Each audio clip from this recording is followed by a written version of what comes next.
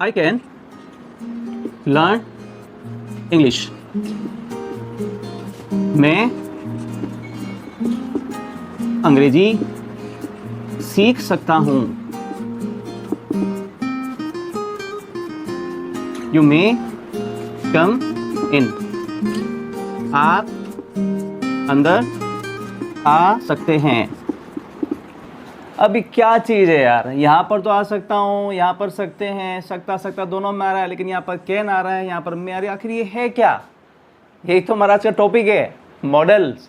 वही हम लोग आपको पढ़ने वाले हैं.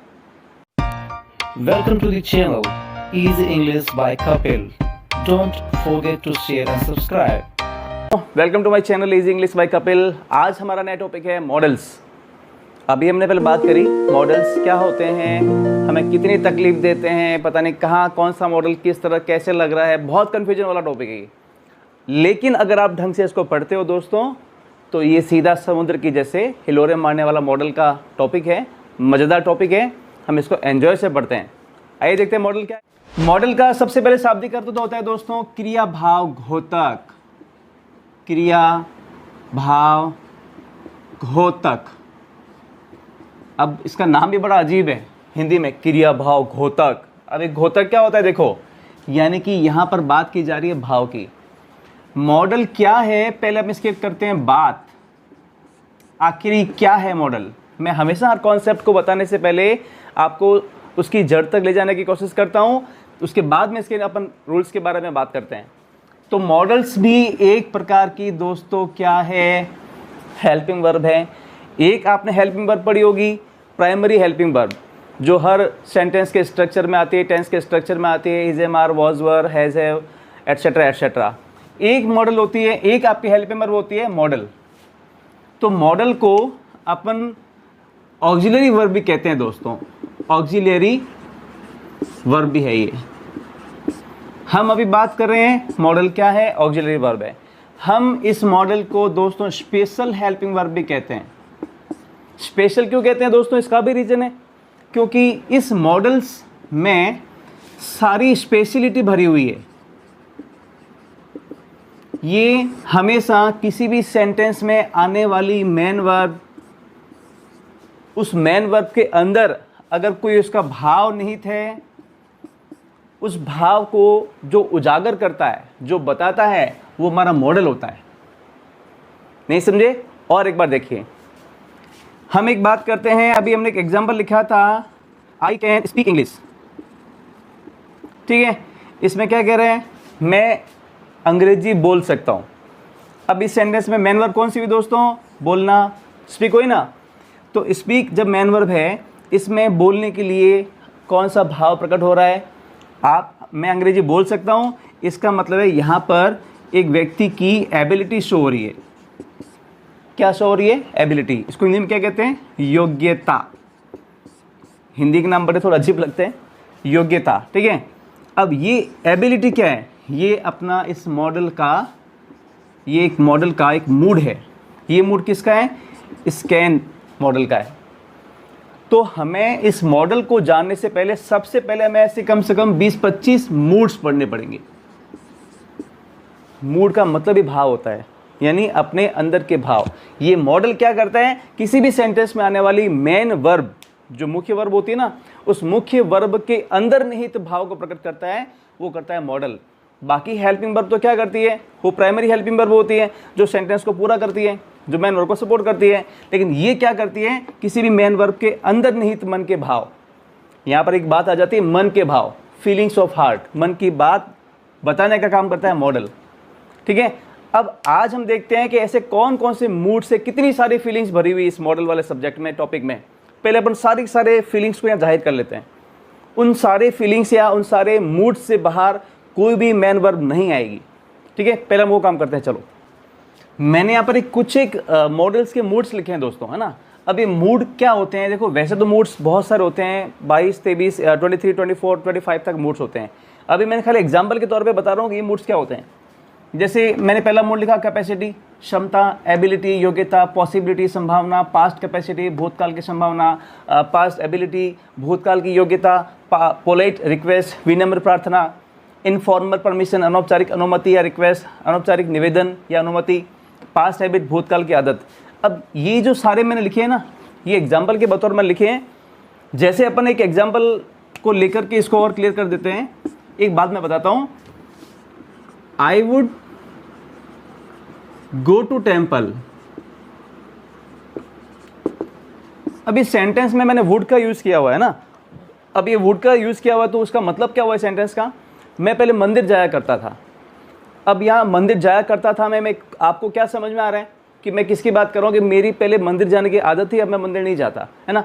तो अब ये जब वुड का प्रयोग किया गया है तो ये बता रहा है मूड। अब मूड कैसा बता रहा है? पास्ट हैबिट का बता रहा है, भूतकाल आदत हुई ना। अच्छा, एक अपन एग्जाम्पल और लेते हैं। हम लोग रोज बचपन से हम एक सेंटेंस बोल बोल के बोर हो गए। मे आई कम इन सर, मे आई कम इन सर, मैडम, जो भी हो। अब इस सेंटेंस में मे का यूज हुआ। आप लोग क्या कर रहे हो? आप लोग अपने टीचर से परमिशन ले रहे हो, you are taking permission. Okay, तो ये कम यानी कि आने वाली जो क्रिया में या आपके सेंटेंस में अंदर का भाव कौन सा आ रहा है कि आप उनसे परमिशन ले रहे हो। क्या मैं अंदर आ सकता हूँ? लेकिन परमिशन वर्ड क्या इस पूरे सेंटेंस में लिखा हुआ है? नहीं है। यही तो बात है, यही तो मॉडल का काम है कि मॉडल क्या करेगा, किसी भी सेंटेंस के अंदर या उसके मेन वर्ब के अंदर जो भाव होगा ना वो उठा के बाहर लाएगा। हमें वो सारे के सारे भाव ही तो पढ़ने, यही तो मॉडल है। एक और ले लें सेंटेंस, चलो वन मोर सेंटेंस है ना। हम कह देते हैं जैसे ही could run fast at the age of 20, at the age of 20, वह 20 साल की उम्र में तेज भागा करता था। तो अब यहां पर भागने की क्रिया का नाम क्या है? रन। और यहाँ फास्ट है तो यहाँ कुड क्या कर रहा है? कुड ये बता रहा है पास्ट है, पास्ट कैपेसिटी बता रहा है, भूतकाल की क्षमता। यानी अब जिसके बारे में सेंटेंस किया जा रहा है, हो सकता है वो व्यक्ति अभी 40 ईयर्स का हो गया हो, 50 ईयर्स का एज उसकी हो गई हो, अब वो तेज नहीं भाग सकता, लेकिन पहले भाग सकता था, तो भूतकाल की क्षमता हुई ना। लेकिन इस पूरे सेंटेंस में कहीं पर भी ये नहीं कहा गया है कि पास्ट कैपेसिटी वाला वर्ड बताओ, नहीं कहा गया है ना। तो यही हमारा मूड है, यही हमारा मॉडल है दोस्तों। हमें इसी मॉडल्स को तो आज पढ़ना है ना। अब एक चीज़ और मैं बता दूं आपको कि आपके एग्जाम्स में जो क्वेश्चंस आते हैं ना, वो क्वेश्चंस कैसे आते हैं? वो क्वेश्चंस आपकी याद रखना, आपकी कोई भी एक ब्लैंक सेंटेंस दिया जाएगा और उस कोष्टक में ऐसे कोई मूड्स दिए जाएंगे, तो आपको 101% इन मॉडल्स को याद रखने से पहले आपके इसके अंदर के सारे मूड्स को समझ जाना। पहले जो ब्रैकेट में जो मूड दिया जा रहा है उस मूड का मीनिंग आप याद कर लेना, पता लगा देना वो मीनिंग, फिर आप देखना कि वो मीनिंग किस मॉडल से मैच हो रहा है। आपको जो है करेक्ट मॉडल यहाँ पर इनपुट करना है। ये हमारी आजकल की पूरी रामायण है, आज की पूरी रामायण है इस मॉडल की, ठीक है। अब हम इसका 1 by 1 यूज पढ़ते हैं मॉडल का। ओके, चलो अब एक बात ये है दोस्तों कि जब आप मॉडल का टॉपिक लोगे या जो टॉपिक आज पढ़ोगे, तब आप इसकी तैयारी करोगे कैसे? तो आप ध्यान रखना, जब आप कोई मॉडल पढ़ते हो ना, जैसे मैंने यहाँ पर यूज ऑफ कैन का पहले हम इसका मॉडल ले रहे हैं, तो सबसे पहले मैं इस कैन मॉडल में आने वाले सारे इंपॉर्टेंट मूड्स में एक बार कॉलम में या कोष्टक में ब्रैकेट में लिख देता हूँ, फिर अपन इसके एग्जाम्पल से समझते हैं। जैसे कैन का बहुत ही कॉमन यूसेज है, अगर आपको पता है तो अपन बोलते हैं उसको कैपेसिटी, है ना। इसको हिंदी में अपन कहते हैं दोस्तों क्षमता। ओके, फिर बात करते हैं अपन एबिलिटी की, इसको बोलते हैं योग्यता। अब एक बात ये होती है कि ये योग्यता और क्षमता में क्या अंतर है, तो इसका उत्तर सुन लो। जैसे मैं हिंदी में कहता हूं ना, मैं तेज भाग सकता हूं, ये मेरे में क्षमता है। ओके, अगर मैं कहूं आई कैन स्पीक इंग्लिश, मैं अंग्रेजी बोल सकता हूं, तो मेरी क्षमता नहीं है, ये मेरी योग्यता है। आपने कई बार वो 10th और 12th के पेपर आते हैं ना कॉम्पिटिशन्स के, उसमें बच्चे कई बार कहते हैं, आप इसमें एक मापदंड बनाया जाता है कि आपको जो है 12th पास आपको मार्कशीट चाहिए, ये तो उसकी एबिलिटी चाहिए उसके अंदर, है ना। इसको बोलते हैं एबिलिटी। और उसके बाद में आपको 100 मीटर की रेस करनी पड़ेगी, तो आपकी क्षमता होगी। दोनों चीज़ें जांची जाती है, तब आप एग्जाम में पास हो पाते हो। तो कैपेसिटी, एबिलिटी। उसके बाद में फिर बारी आती है आपके, इसमें बारी आती है आपके इनफॉर्मल रिक्वेस्ट, हिंदी में इसको कहते हैं अनौपचारिक प्रार्थना या निवेदन, है ना। पॉसिबिलिटी यानी संभावना, है ना। ये मैंने बेसिकली कैन के सारे मैंने मोस्ट मूड यहाँ पर मेंशन कर दिए हैं। अब मैंने यहाँ पर इन मूड्स के साथ साथ में 4 एग्जाम्पल्स भी लिखे हैं दोस्तों ना, बहुत सिंपल, देख लीजिए आप, मज़ेदार है बहुत। He can lift the box, वो बॉक्स को उठा सकता है। अ लिफ्ट मैन वर्ब में कौन सा मूड आ रहा है? उठाने का। उठाने के लिए क्या चाहिए? ताकत चाहिए, स्ट्रेंथ चाहिए, पावर चाहिए। तो पावर के लिए क्या चाहिए? उसका मतलब होता है कैपेसिटी। तो कैपेसिटी मॉडल कैन का हो गया। आपके एग्जाम्पल कैसा आएगा? मान लो मैंने एग्जाम्पल दे दिया, ये आपके एग्जाम में आ गया कि ब्रैकेट में लिखा हुआ है कैपेसिटी, तो आपको ये मूड ध्यान रखना है। कैपेसिटी किस मॉडल का मूड है? तो कैन का। तो आपने सीधा यहाँ पर जो आंसर शीट में या ब्लैंक में आपने कैन भर दिया। क्लियर है? दूसरा देखो, सी कैन सॉल्व द प्रॉब्लम, वह इस प्रॉब्लम को सॉल्व कर सकती है। अच्छी बात है, सॉल्व कर सकती है। तो यहाँ पर क्या उसकी क्षमता, उसकी योग्यता बताई जा रही है। तो यहाँ पर मॉडल उसका एबिलिटी हो गया। Can I use your pen, यहाँ पर इंट्रोगेशन मार्क है। अब जब इसमें कहा गया है कि क्या मैं आपका पेन यूज़ कर सकता हूँ, ये एक प्रकार की इनफॉर्मल रिक्वेस्ट है दोस्तों। ये रिक्वेस्ट तो है, इनफॉर्मल रिक्वेस्ट, अनौपचारिक बोलते हैं। औपचारिक अनौपचारिक की बात है, कॉमन है, आप लोगों को पता होगी। फिर बारी आती है पॉसिबिलिटी की। अभी पॉसिबिलिटी कह दो या कह दो प्रोबेबिलिटी, संभावना। तो यहाँ पर ये संभावना होती है दोस्तों जब ये इफ़ के साथ इसका यूज़ ज़्यादा किया जाता है। इफ़ यू रिक्वेस्ट, भी अगर आप रिक्वेस्ट करोगे तो वह आपकी मदद कर सकता है। संभावना है ये, और ये संभावना आपकी प्रेजेंट की संभावना है, ना कि पास्ट की, ना कि फ्यूचर की। क्लियर है? अब अपन मॉडल कैन के बाद में हम बढ़ते हैं इसके नेगेटिव यूजेस के बारे में। ही तो इसका पॉजिटिव, इसका सिंपल यूज़ हो गया। अब अपन पढ़ते हैं कैन का नेगेटिव यूज़। बहुत सिंपल है ये। कभी कभी ऐसा होता है कि जो काम कर सकते हैं ना, उसका नेगेटिव हो जाता है कि वो नहीं किया जा सकता, नहीं कर सकता। तो बहुत सिंपल है, आपने अगर आप लिख दोगे he can not lift the box, तो वो बॉक्स को नहीं उठा सकता, दैट मीन्स उसमें क्या नहीं है? कैपेसिटी नहीं है। She can not solve the problem, वो प्रॉब्लम सॉल्व नहीं कर सकती है, इसका मतलब उसमें एबिलिटी नहीं है। तो ये इसका कैन और कैन का नेगेटिव यूज़। तो ये इसमें ज़्यादा कुछ भी डीप में नहीं है। अगर नेगेटिव में आ जाएगा तो ये सब इसके नेगेटिव मीनिंग चलना शुरू हो जाएंगे। क्षमता नहीं है, योग्यता नहीं है, रिक्वेस्ट नहीं होगी, संभावना नहीं होगी। अब हम पढ़ते हैं दूसरा मॉडल, कुड। अब अपन कुड का यूज़ कर रहे हैं ना, तो कुड की जो कॉमन मूड्स हैं मैंने लिख दिए यहाँ पर, जैसे past capacity, past ability, polite request, present possibility. अब आपको एक चीज़ ध्यान रखनी पड़ेगी कि कैन और कुड लगभग आपस में आपस में प्रेजेंट और पास्ट टेंस के फॉर्म में चलते हैं। कुड को अपन कैन का पास्ट फॉर्म कह सकते हैं दोस्तों, ये बात ध्यान रखना ना। Anil could make this drawing before, ध्यान रखना, ये जो कुड का यूज़ है दोस्तों, ये आपके कैन के पास्ट फॉर्म में यूज़ किया जाता है। जैसे आपने वो सेम टू सेम अभी अपने यूसेज पढ़े थे कैन के, एबिलिटी कैपेसिटी, वो प्रेजेंट की थी। अगर कुड का यूज़ किया गया है और वही एबिलिटी या कैपेसिटी पास्ट टेंस की है तो अपन कुड का यूज़ करेंगे। अनिल ये ड्राइंग पहले बना सकता था, अब उसे ड्राइंग बनती नहीं है, आप क्या करें। अब यहाँ कुड का यूज़ हो गया। आई थिंक आपको समझ में आ गया होगा। अक्सर ऐसे सेंटेंसेज में पीछे आपको दिया हुआ जाएगा ब्रैकेट में मूड के रूप में पास्ट कैपेसिटी। पास्ट का मतलब है भूतकाल, यानी भूतकाल की योग्यता वाला या क्षमता वाला आपको मॉडल भरना है। क्लियर है? अब यहाँ पर देखो, I could sing well at the age of 15। अक्सर कुड का जब यूसेज वाला कोई सेंटेंस मिलेगा दोस्तों, उस कंडीशन में आपको उस सेंटेंस में कोई ना कोई ऐसा पास्ट का इंडिकेटर मिलेगा। जब पास्ट इंडिकेटर मिलेगा, इसका मतलब है आपको वो क्षमता हो या योग्यता हो, तब आपको कैन की बजाय कुड का यूज़ करना है। ओके, अब देखो, जैसे यहाँ पर हमने एक और लिखा है, कुड का यूसेज है, could you help me please, क्या आप मेरी मदद करेंगे प्लीज़। मैंने यहाँ पर लिखा था, एक तो होती रिक्वेस्ट, एक होती पोलाइट रिक्वेस्ट। कोई रिक्वेस्ट विनम्र है कि नहीं है, हमें कैसे पता चलेगा? मोस्ट प्रोबेबली ऐसे सेंटेंसेस में आपको प्लीज़ मिलेगा लिखा हुआ। जब प्लीज़ आता है ना, तो अपने आप ही क्या हो जाता है, वो रिक्वेस्ट होगी, और वो विनम्र रिक्वेस्ट होगी, पोलाइट रिक्वेस्ट होगी। तो पोलाइट रिक्वेस्ट जब आता है तब अपन कुड का यूज़ करते हैं। एक बात ध्यान रखना, कुड के इस प्रकार के पोलाइट रिक्वेस्ट में कुड मॉडल का यूज़ करना है। अब यहाँ पर चौथा मैंने इसका यूसेज लिखा है प्रेजेंट पॉसिबिलिटी, वर्तमान काल की संभावना। जैसे अगर आप कभी रोड पे कहीं जा रहे हैं और आपको लगता है कि भाई रोड ब्लॉक हो सकती है अभी हाल फिलहाल, तो अब लिखेंगे the road could be A blocked. उस कंडीशन में आपको मॉडल कुड के साथ में बी का यूज़ किया जाएगा, और एक प्रकार से अपन कह सकते हैं ये आपका पैसिव वॉइस का भी फॉर्म हो गया। ठीक है ना? यहाँ पर आपको the road could be blocked का मतलब है रोड ब्लॉक हो सकती है, यानी कि हम इस कुड का प्रयोग हम इस कुड का प्रयोग वर्तमान काल के लिए इस प्रकार से संभावना के लिए हम कर सकते हैं। ये आपके कैन और कुड का मैंने प्रयोग बता दिया। अब एक मोस्ट नोट करने वाली कंडीशन है, आप वो देखो। जैसे मैंने पहले अभी आपको कैन के नेगेटिव यूसेज बताए, कांट, कैन नॉट जो भी हैं, तो उस कंडीशन में आपको ध्यान रखना पड़ेगा। अगर आपके किसी सेंटेंस में पीछे कोई वाक्य ब्रैकेट में लिखा हुआ हो, मान लो इनएबिलिटी लिखा हुआ हो, इनएबिलिटी, एक तो एबिलिटी एक इनएबिलिटी, उस कंडीशन में आपको कैन नहीं भर करके आपको भरना पड़ेगा दोस्तों कैन नॉट, क्योंकि वो अयोग्यता है।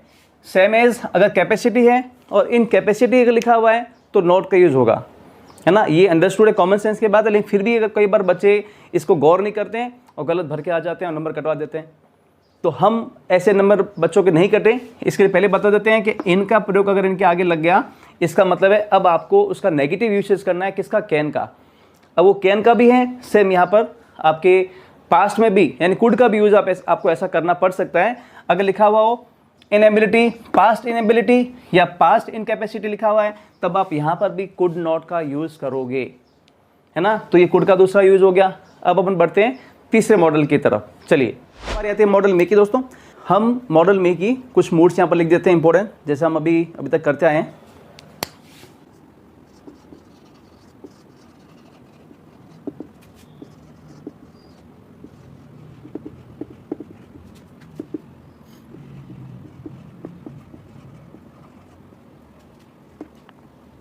मैं यहाँ पर मॉडल मे की जो है कुछ एक खास मूड्स मैंने यहाँ पर मेंशन किए हुए हैं। इन्हीं मूड्स के आधार पर कभी कभी क्वेश्चंस उटपटांग से पूछे जाते हैं।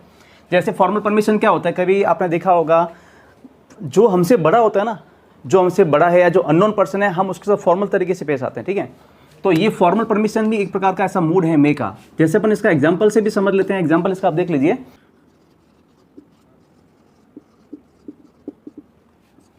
मे कम इन सर, ये फॉर्मल परमिशन होगी।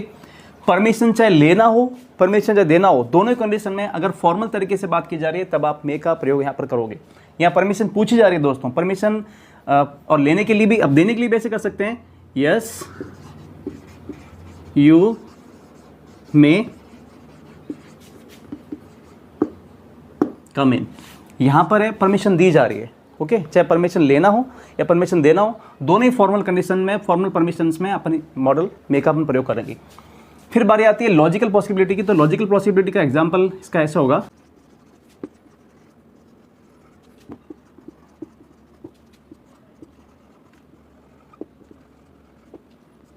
ध्यान रखना दोस्तों, ये आपके लॉजिकल पॉसिबिलिटी है।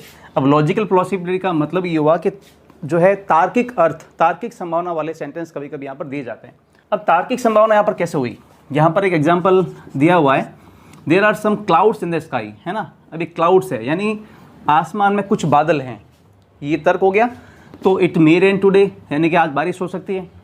तो जिस संभावना की अपन बात कर रहे हैं ना, वो संभावना का संबंधित पक्ष या संबंधित तर्क क्या है। अपन ऐसे तो हजारों अपन एग्जांपल्स ले सकते हैं। जैसे अपन कहते हैं कमरे की लाइट ऑन है, इसका मतलब कोई हो सकता है, the lights are on, somebody may be there, है ना। तो ये अपन सेंटेंस बोलेंगे इस प्रकार से, जो अपन ये मे का इंडिकेशन है, यानी कि एक लॉजिकल पॉसिबिलिटी होगी। विशेष ब्लेसिंग्स में भी अपन मॉडल मे का प्रयोग करते हैं। जैसे आप इसका भी एग्जांपल देख लीजिए, कई बार आपने सुना होगा मे गॉड ब्लेस यू, है ना। अब ये मे सेंटेंस में यहाँ पर मे क्यों आया, क्योंकि यहाँ पर एक ब्लेसिंग्स दी जा रही है, आशीर्वाद दिया जा रहा है, बेटा सुखी रहो तुम लोग, भगवान तुम्हारी मदद करे, भगवान तुम्हें सुखी रखे। उस कंडीशन में अपन ने ब्लेसिंग्स के लिए, विशेष के लिए अपन मे का प्रयोग करते हैं। आपको मैं एक इंपॉर्टेंट बात बता रहा हूँ, ध्यान से सुनना। आप लोग जो बोलते हो ना good morning sir,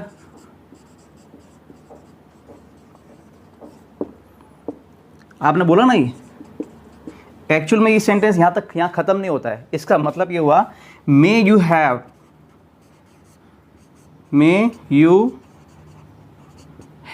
good morning, यानी सेंटेंस एक्चुअल में पूरा ये होता है, लेकिन यहाँ पर आप क्या विश कर रहे हो कि आपकी सुबह अच्छी हो। आई ना बात समझ में। तो यहाँ पर मे का प्रयोग किया जा रहा है। तो ये हमने मे के कुछ 3 इंपॉर्टेंट मूड्स लिखे हैं। ये मे का है। अब हम बढ़ते हैं माइट के।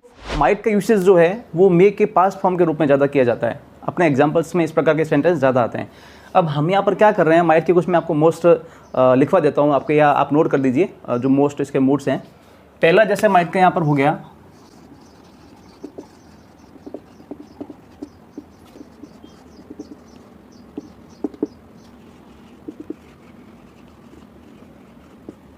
अब जैसे कि मैंने 3 माइट के यूसेज लिखे हैं, तो सबसे पहले बात करते हैं रिमोट पॉसिबिलिटी की। तो रिमोट पॉसिबिलिटी क्या होती है? इसको बोलते हैं क्षीण संभावना, मतलब कोई काम करने की संभावना बहुत कम हो, ठीक है, तो रिमोट पॉसिबिलिटी कहते हैं। आप ये समझ लीजिए कि माइट और मे का एक एग्जांपल है पॉसिबिलिटी का, उसमें लिटिल बिट यहाँ पर डिफरेंट यहाँ पर इस माइट के माध्यम से अपन बता सकते हैं। जैसे कि मैं एग्जांपल जो पहले का अपन एग्जांपल ले लेते हैं, अभी अपन ने जो मे में किया था, देयर आर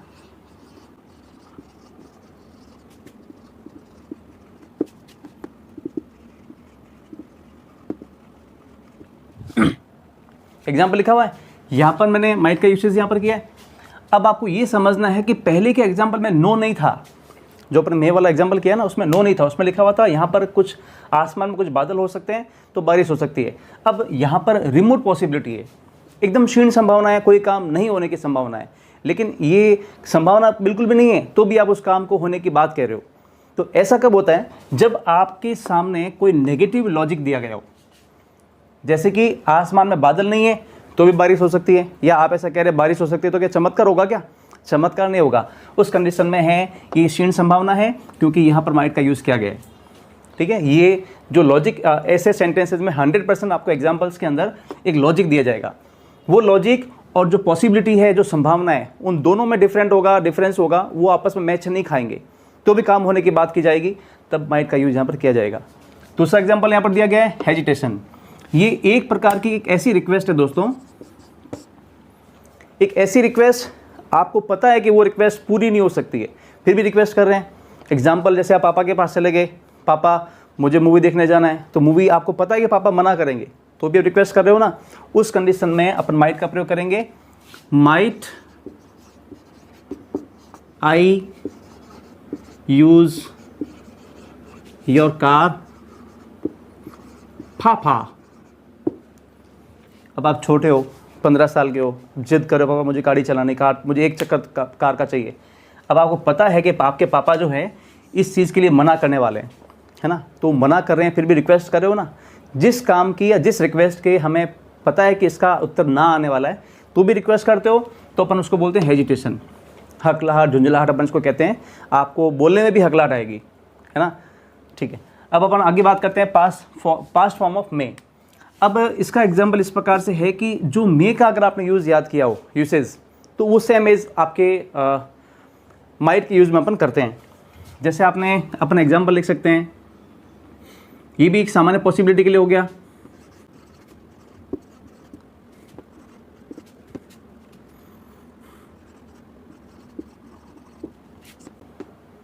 पास्ट टेंस के रूप में हो गया ये मे का।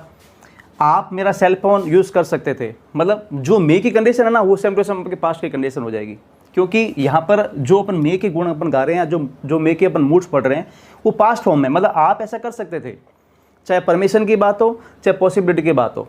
जैसे अपन इसके और भी एग्जाम्पल अपन कर सकते हैं। यहाँ पर आपको मैंने सिंपल सा एग्जाम्पल बता दिया कि आप मेरा फ़ोन यूज़ कर सकते थे, ये परमिशन थी, ये you may use my phone, आप मेरा फ़ोन यूज़ कर सकते हो, ये प्रेजेंट टेंस का सेंटेंस हो गया। अगर माइट का यूज़ किया हुआ है तो वो परमिशन आपको पास्ट में थी, बट आपने ऐसा नहीं किया, ओके, इसलिए अपन माइट का यहाँ पर यूज़ करते हैं। हम आगे बढ़ते हैं अपने अगले मॉडल की तरफ। देखिए, अब हम बात करते हैं मॉडल विल की, ठीक है ना। अब आप ये देखिए, इस विल वाला जो मॉडल है, ये मोस्ट कॉमन मॉडल है और लगभग आपको इंग्लिश में कई जगह यूज़ किया हुआ मिलेगा, है ना। अब अपन इसके बहुत सारे मॉडल, खास मूड ऐसे देख सकते हैं, जैसे कि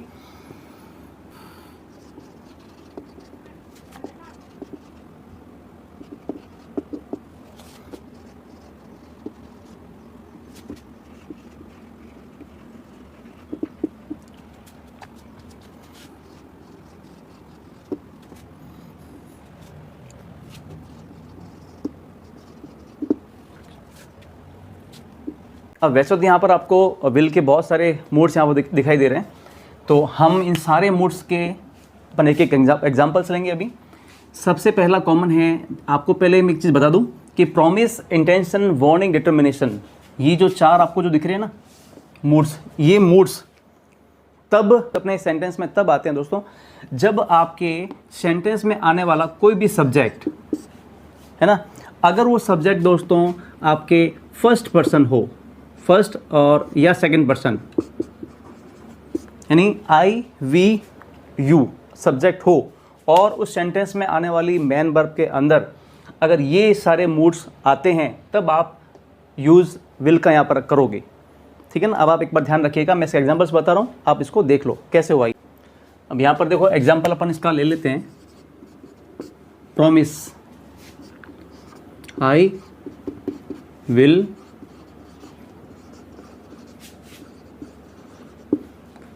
मैं तुम्हें कार दिलाऊंगा, तुम्हारे पापा ने तुम्हें ऐसा कह दिया।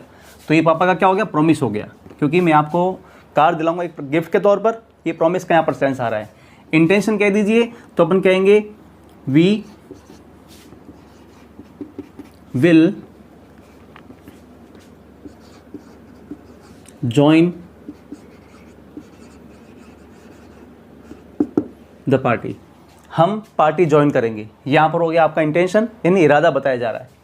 वार्निंग में भी कई बार आपने सुना होगा आई विल किल यू, मैं तुझे मार दूंगा, काम कर लेना मेरा ऐसा। हाँ, तो ये अपन यहाँ पर वार्निंग के सेंस में विल का अपन यूज़ करते हैं। डिटर्मिनेशन का भी हो गया तो अपन कह सकते हैं जैसे we will settle in Mumbai. अब यहाँ पर अपने विल का यूज़ किया, we will settle in Mumbai, इसका मतलब क्या हुआ, हम मुंबई में सेट हो जाएंगे। तो यहाँ हमारा एक दृढ़ निश्चय है ना। तो ये चारों सेंटेंस, ये चारों जो मूड्स कब होंगे, जब आपके सब्जेक्ट्स, सेंटेंस में आने वाले सब्जेक्ट्स होंगे या तो फर्स्ट पर्सन या सेकंड पर्सन के होंगे, उसी कंडीशन में आप मॉडल यूज़ विल का यहाँ पर प्रयोग आप करोगे। अब अपना पांचवा इसमें जो मूड दिया हुआ ना, विल का मूड यहाँ पर क्या कह रहा है, प्रपोजल। आपने कई बार सुना होगा विल यू मैरी मी,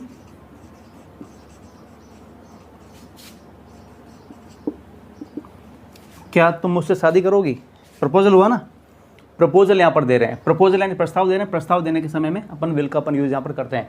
फिर बारी आती है आपके प्रेडिक्शन की, तो अक्सर भविष्यवाणी जब भी करेंगे तब विल का ही यूज़ किया जाएगा। ये विशेष तौर से आप ध्यान रखना, ये गोल्डन रूल मान के इसको चल सकते हो। जैसे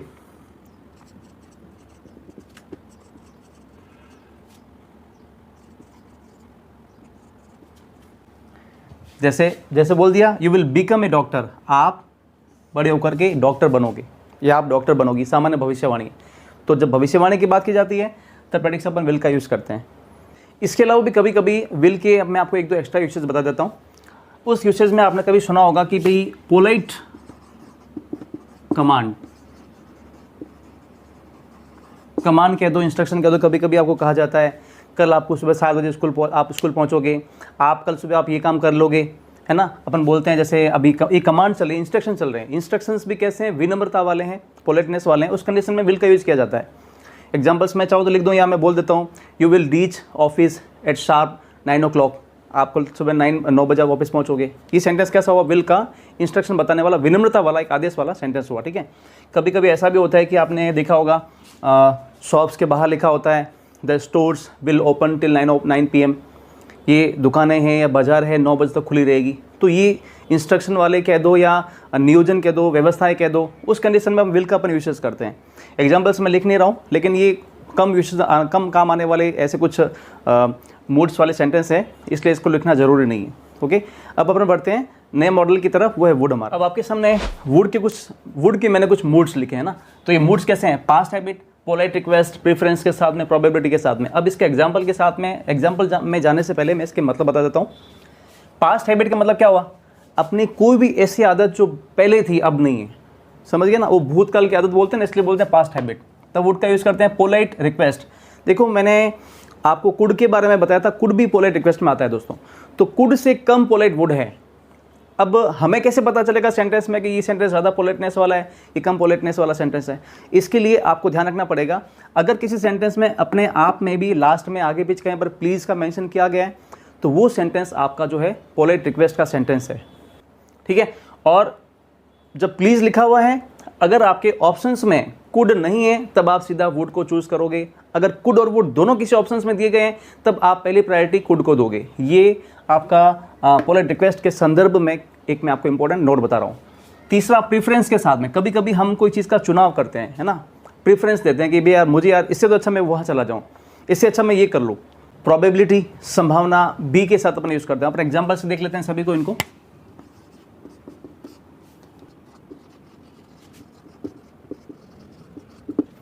मैं पहले मंदिर जाया करता था, अब नहीं जाता, तो ये पास्ट टेंस या भूतकाल की हमारी कोई आदत हो गई है ना। आई वुड स्मोक बिफोर, पहले मैं स्मोकिंग किया करता था, अब नहीं करता, वॉट एवर। पोलाइट रिक्वेस्ट की बात करें तो आप लिख सकते हैं जैसे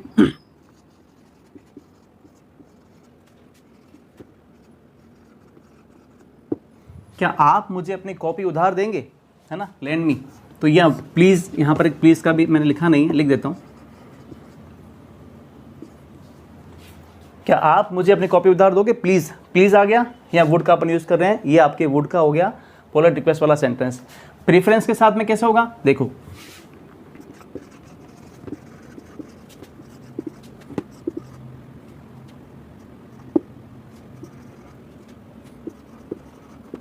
यहाँ पर लिखा I would rather go to Delhi than Jaipur. अब इस सेंटेंस में मैंने वुड का यूज़ किया, तो ये कहने का मतलब क्या हुआ इस सेंटेंस में कि मैं जयपुर जाने के बजाय दिल्ली जाना ज़्यादा पसंद करूँगा। ये प्रीफरेंस है दोस्तों, है ना। तो प्रीफरेंस के लिए अपन यहाँ पर जो है वुड का यूज़ हमेशा करते आए हैं।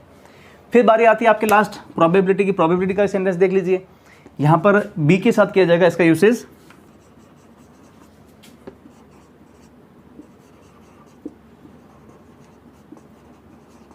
हमने लिखा जैसे she would be his mother, हो सकता है कि वो उसकी माँ हो, ये संभावना बताई जा रही है।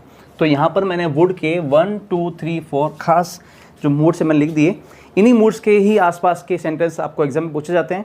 ज़्यादा उलझो मत, सिंपली तौर पर आप अगर कोई समझ के कर लोगे तो एडिशनल अगर कुछ ऐसे सेंटेंस बनते हैं तो आपको अपने आप आने दोस्तों शुरू हो जाएंगे। ठीक है, अब हम बढ़ते हैं आगे वाले अपने नेक्स्ट मॉडल की तरफ। देखो यहाँ पर जो शेल का मैंने मॉडल यूज़ किया ना, तो शेल के यूजेस में या इसके मूड्स के अंदर ये सारे मैंने मूड्स यहाँ मेंशन किए हुए हैं। ठीक है, अब यहाँ पर डिटर्मिनेशन, इंटेंशन, प्रॉमिस, वार्निंग, अब ये आप जो 4 मूड्स देख रहे हो, आप तो कहोगे सर अभी आपने विल में भी चारों मूड्स बताए। बिल्कुल बताए साहब। तो अब इन चारों का यूज़ यहाँ पर कैसे करेंगे, तो एक शर्त आप सुन लीजिए ध्यान से कि जब आप ये चारों जो मूड्स अगर ये किसी सेंटेंस में यूज़ किए जाते हैं ना, उस कंडीशन में अगर उस सेंटेंस का सब्जेक्ट फर्स्ट पर्सन या सेकंड पर्सन हो, यानी कि आई वी यू हो, और ये चारों मूड्स हो उसमें आने वाली वर्ब के अंदर, तब तो आप यूज़ करोगे विल का। अगर उन किसी भी सेंटेंसेस के अंदर ये चारों मूड्स दिए गए हों और सब्जेक्ट चेंज किया हुआ हो, अगर सब्जेक्ट आपका थर्ड पर्सन हो, तब आप उस जगह विल की जगह पर आप शेल मॉडल का यूज़ करो। आगे बात समझ में, एग्जाम्पल से बता रहा हूँ, ध्यान से सुन लीजिए। ठीक है ना, ये चारों मूड्स जो हैं हमारे विल में भी है, बट कंडीशन ये है कि विल के अंदर जब आप यूज़ करते हो ना, उस कंडीशन में आपके सामने उस सेंटेंस में सब्जेक्ट होगा, वो फर्स्ट या सेकंड पर्सन होगा। अगर सब्जेक्ट वहाँ पर फर्स्ट सेकंड पर्सन नहीं है और ये मूड्स बताए जा रहे हैं उस कंडीशन में, और अगर सब्जेक्ट आपका थर्ड पर्सन आता है, तब आप विल की जगह क्या यूज़ करोगे, शेल। ठीक है, बार बार आप इसको पॉज करके देखते रहना। ठीक है, मैं बार बार बोलूँगा नहीं। फिर आपके इसके अलावा क्या इसका मूड है लीगल नोटिसेस। आपने कभी कोई सरकारी आदेश देखे होंगे या वाणिज्यिक कॉमर्शियल संस्थाएं देखी होगी, कोई रूल्स रेगुलेशंस के बारे में सुना होगा, तब अपन शेल का यूसेज अपने ज़्यादा यूज़ किया हुआ देखा होगा मॉडल। फिर सजेशन की बारी आती है, कभी कभी सजेशन भी पूछना पड़ता है किसी को, भैया यहाँ बैठ जाऊँ भैया, क्या सीट खाली है क्या, है ना, तब अपन शेल का प्रयोग करते हैं। नोइंग विलिंगनेस, कभी कभी सामने वाले की इच्छा जानने के लिए भी हम लोग जो है शेल का यूसेज करते हैं। अब हम सबके एग्जाम्पल ले लेते हैं।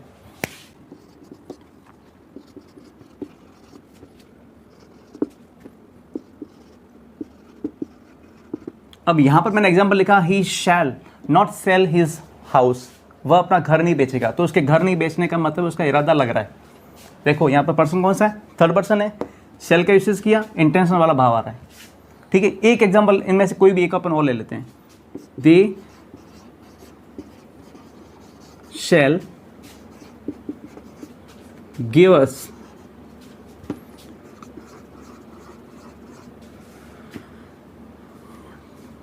₹1,00,000 टू अस, वह हमको 1,00,000 रुपए देंगे। हमने कोई बात डिटर्मिनेशन का यहाँ पर सेंस समझ में आ रहा है, बात 2 लाख की हुई थी, लेकिन हमको लग रहा है कि भाई वो 1,00,000 रुपए तक ही हमको देंगे, उनका पक्का इरादा लग रहा है 1,00,000 रुपए देने का।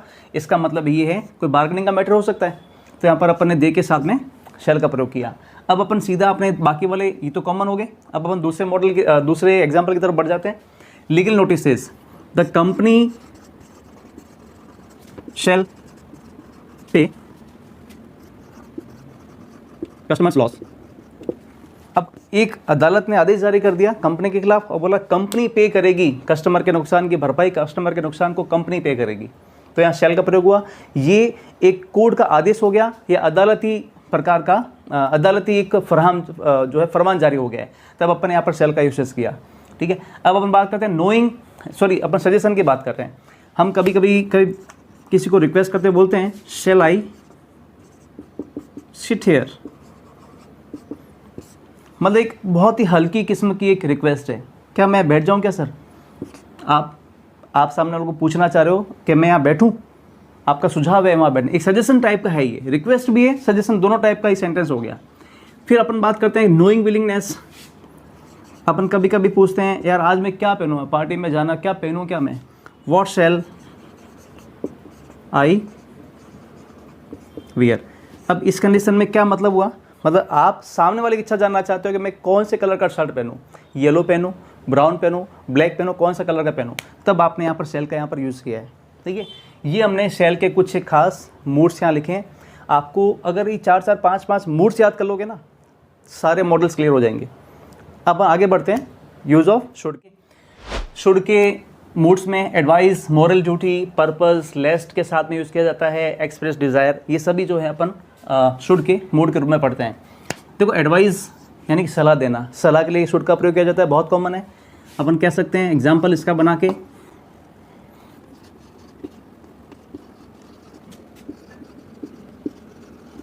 एडवाइस कह दो या सजेशन कह दो, एक ही मतलब। वैसे सजेशन एडवाइस में थोड़ा सा फर्क है दोस्तों, है ना, हमने फिर भी यहाँ पर बता दिया। अभी सजेशन टाइप का सेंटेंस हो गया, अभी आपको कठोर परिश्रम करना चाहिए, मेरी सलाह तो ये है।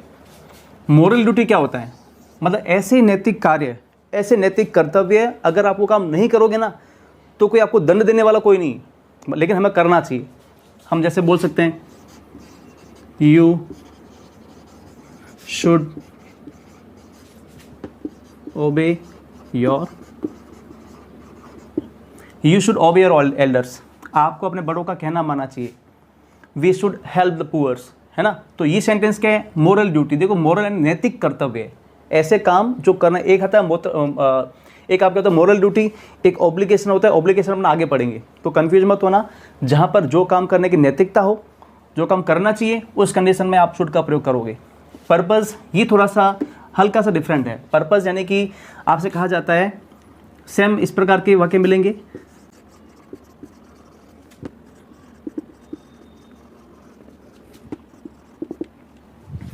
अभी सेंटेंस है लेस्ट के साथ, या तो आप इसको ऐसे याद कर दो, अगर सेंटेंस में लेस्ट का यूज़ किया हुआ है तब आप शुड का प्रयोग करोगे। लेकिन लेस्ट का मतलब क्या हुआ, लेस्ट का मतलब होता है कहीं ऐसा ना हो कि, जैसे एग्जांपल से देखो इसको, है ना, work hard लेस्ट you should fail, कठिन परिश्रम करो कहीं ऐसा ना हो कि तुम फेल हो जाओ, है ना। तो इस कंडीशन में लेस्ट के साथ में अपन शुड का प्रयोग करते हैं।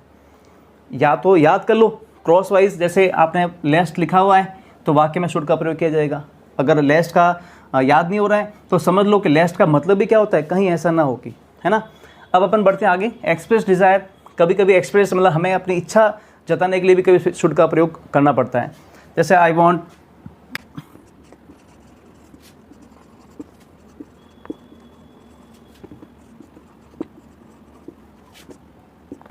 जैसे लिखा हुआ है, मैं चाहता हूं कि तुम यहां रहो, मैं चाहता हूं तुम यहां रहो, I want that you should stay here.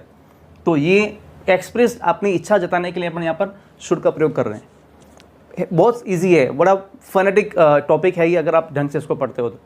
ठीक है, आइए हम बढ़ते हैं अपना अगला टॉपिक की तरफ। मस्ट की बात करते हैं। मस्ट बड़ा मस्त टॉपिक है ये मॉडल का। और जैसे obligation, compulsion, strong advice, prohibition, not के साथ, ये इसके कुछ खास किस्म के मूड है ना।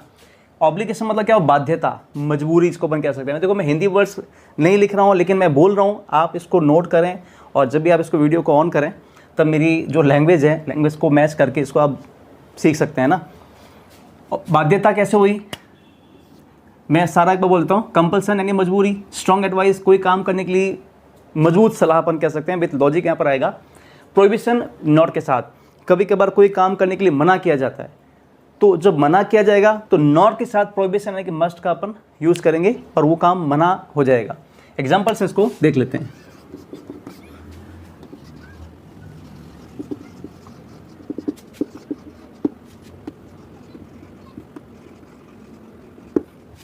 You must deposit fees by Monday, आपको मंडे तक फीस जमा करानी ही है।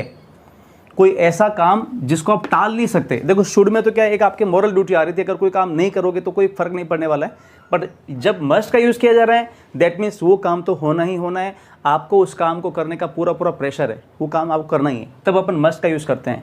You must deposit your fees by Monday. अगर शुड का होता है ना तब अपन फीस जमा नहीं कराते, मंडे तक तो चल जाता, लेकिन मस्ट का क्या हुआ है, यानी कि मंडे तक हमारी हर हालत में फीस जमा होनी चाहिए।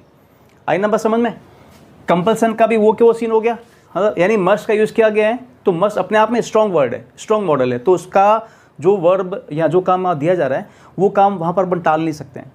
फिर बारी आती है स्ट्रॉन्ग एडवाइस की। तो स्ट्रॉन्ग एडवाइस कैसे होती है, यहाँ पर भी आपको एक छोटा सा एग्जाम्पल से मैं बता देता हूँ कि थोड़ा सेंटेंस इसमें बड़ा हो जाएगा ना। कैसे, ऐसे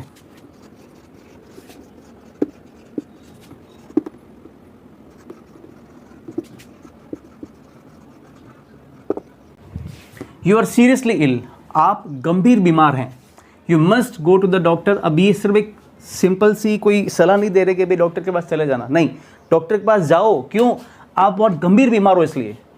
तो जब जब स्ट्रॉन्ग एडवाइस की जब बात की जाएगी ना, तब आपको ऐसी इस प्रकार के सेंटेंस में एक एडिशनल या सेंटेंस बड़ा मिलेगा या एडिशनल सेंटेंस आपको मिलेगा, तब आप समझ जाना यहाँ शुड का यूज़ नहीं करना है, यहाँ मस्ट का यूज़ करना है, क्योंकि ये कंडीशन बता रहा है कि आप गंभीर बीमार हैं। तो क्या, तो आपको डॉक्टर के पास जाना जरूरी है, नहीं चाहोगे तो भाई मर जाओगे, है ना, तब अपन यहाँ पर मस्ट का यूज़ करते हैं। फिर बारी आती है आपके प्रोहिबिशन नॉट के साथ में। कभी कभी आपने सुना होगा you must not cross the line, आपको line cross, you must cross the line, आपको जो है यहाँ पर लाइन क्रॉस नहीं करनी है, करोगे तो यू विल बी फाइंड, आपको जो है फाइन भरना पड़ेगा। तो प्रोहिबिशन के साथ जब नॉट आता है, यानी प्रोहिबिशन यानी कि मना करना, नॉट वुड के मस्ट के साथ किया जाएगा, इसका मतलब वो अपने आप में क्या है, प्रोहिबिशन है। आई ना बस समझ में। यहाँ पर मैंने स्पेलिंग थोड़ी सी, ये हो गया क्रॉस, ठीक है। तो याद रखना ये मस्ट का कुछ खास यूसेज था।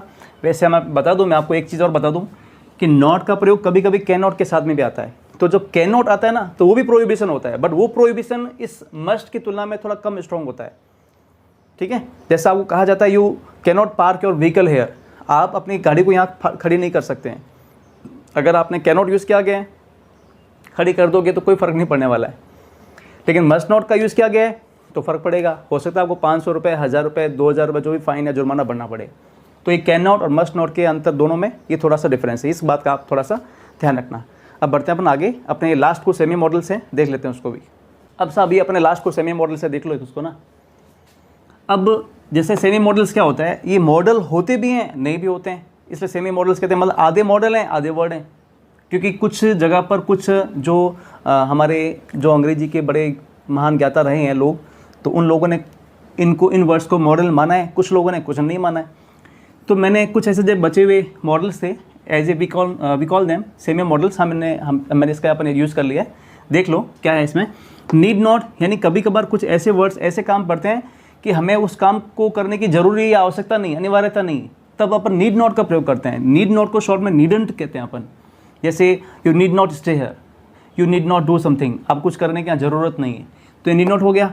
ought to का मतलब ही चाहिए के अर्थ में होता है। शुड और ought to का सिमिलर वर्ड किया जाता है, यूज़ किया जाता है। जैसे you ought to work for your child, आपको अपने बच्चे के लिए काम करना चाहिए। तो ये सिंपल सा ought to मतलब चाहिए के अर्थ वाला एक मूड वाला मॉडल हो गया। डेयर नॉट का मतलब है एब्सेंस ऑफ करेज, मतलब किसी में हिम्मत नहीं है कोई काम करने की, तो अपन इसमें लिख सकते हैं ही डेयर्ड नॉट। जैसे मैं एग्जांपल इसका मैं ज़रूरी समझ रहा हूँ, he dared not to come here, उसकी हिम्मत नहीं थी यहाँ आने की, तो इसमें अपन डेयर नॉट का अपन यूज़ कर रहे हैं। फिर सब बारी आती है यूज टू की। तो मैं बता दूं यूज्ड टू और वुड दोनों ऐसे एक मॉडल हैं, यूज टू सेमी मॉडल्स हैं और एक वुड एक ऐसा मॉडल है, दोनों का यूज़ अपन पास्ट टेंस के लिए करते हैं। लेकिन आपको मैं बता दूं कि जो वुड है ना, उसका तो अपन यूज़ करते हैं ओनली हैबिट के लिए, लेकिन यूज टू का अपन यूज़ करते हैं कंडीशंस के लिए, सिचुएशंस के लिए। जैसे अपन कह सकते हैं कि यूज्ड टू सेल टी, मतलब वो चाय बेचा करता था। अब यहाँ पर अपने देखो ये बाकी लिखा हुआ ही यूज़ टू सेल टी, वो चाय बेचा करता था, तो यहाँ पर वुड का भी अपन यूज़ कर सकते हैं। बट कभी कभी ये तो आदतन वाली बात होगी, सिचुएशन के लिए भी अपन इसका यूज़ टू का प्रयोग करते हैं। ठीक है, ये अपने कुछ मैंने खास प्रकार के यहाँ पर आपको बता दिए सेमी मॉडल्स। तो ये हमारा आज का टॉपिक यहाँ तक ही था दोस्तों। अब अपन आगे बढ़ते हैं अपने टेस्ट की तरफ, और पिछले टेस्ट में जिन लोगों ने पार्टिसिपेट किया उनके जवाबों की तरफ, उनके परफॉर्मेंस की तरफ, और मुझे बड़ा अच्छा लग रहा है, मुझे बड़ी अच्छी खुशी मिल रही है कि आप लोगों ने मुझे बहुत प्यार दिया। आप प्लीज़ मेरे चैनल को सब्सक्राइब ज़रूर करें, और ग्रामर के टॉपिक्स और कॉम्पिटिशन्स में इसी प्रकार से आगे लाता रहूँगा, ताकि मेरे बच्चे, मेरे फ्रेंड्स मुझसे जुड़े रहें इस चैनल के माध्यम से। और enjoy YouTube channel this easy English by Kapil. Thank you so much for watching. Thank you so much.